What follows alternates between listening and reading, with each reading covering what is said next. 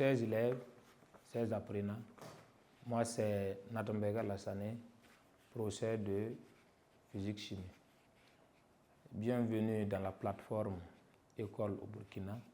Pour cette séquence vidéo, nous allons voir le chapitre 13 en physique 3e intitulé Le moteur à piston.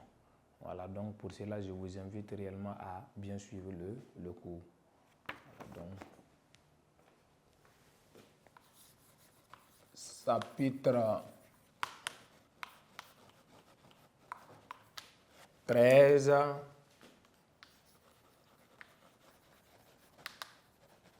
les moteurs à piston. En grand 1, nous allons voir ce qu'on appelle un moteur thermique.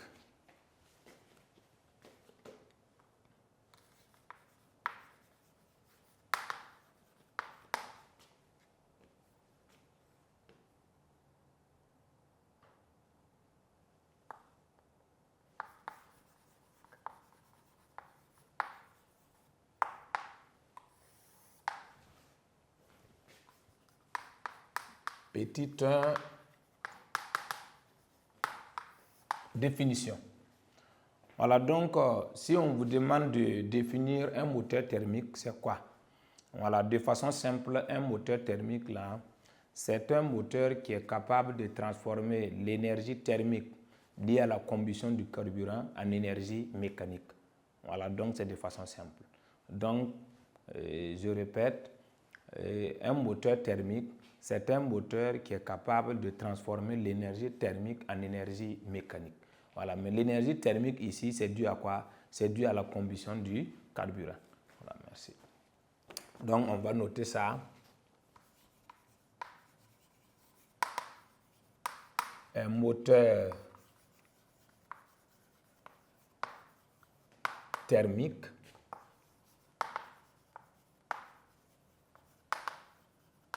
est un moteur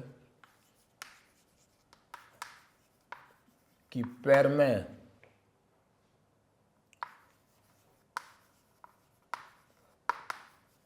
de transformer l'énergie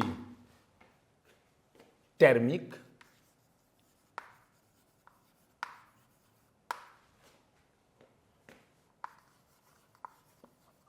de la combustion du carburant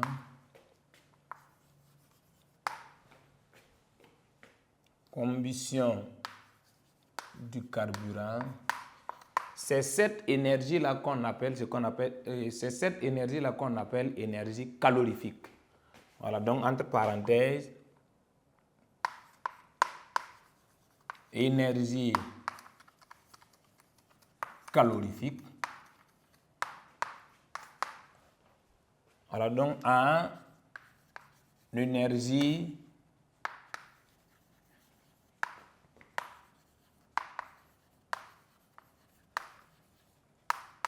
mécanique.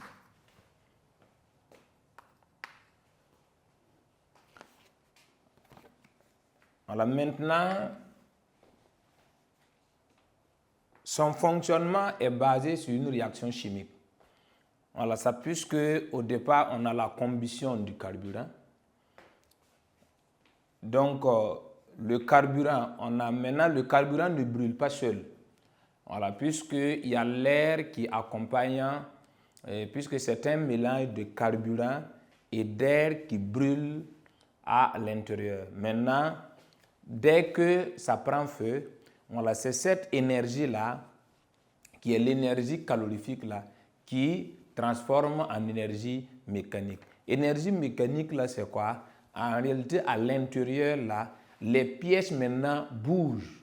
Voilà, donc c'est cette énergie-là qu'on appelle l'énergie mécanique. Voilà, donc la combustion du carburant est transformée en énergie mécanique. Voilà, maintenant, en ce moment, la moto maintenant, voilà, peut se déplacer comme vous voulez. Voilà, donc son fonctionnement est basé sur une réaction puisque c'est une transformation chimique. Donc, ça veut dire que carburant plus air, voilà, c'est ce qu'on appelle généralement les gaz frais. maintenant qui est transformé en gaz brûlé. Maintenant, nous allons voir la nature de ces gaz brûlés-là. Voilà donc son fonctionnement.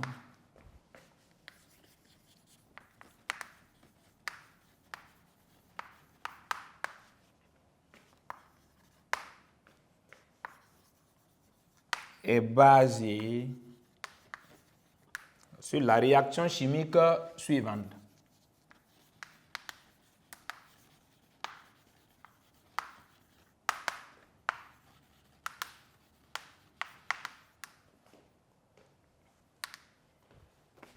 Voilà, donc on a air plus carburant. Voilà, se transforme en quoi? En COD plus azote plus de la vapeur d'eau. Maintenant, air plus carburant est appelé gaz frais. Et puis maintenant, le dioxyde de carbone plus azote plus vapeur d'eau est appelé gaz brûlé.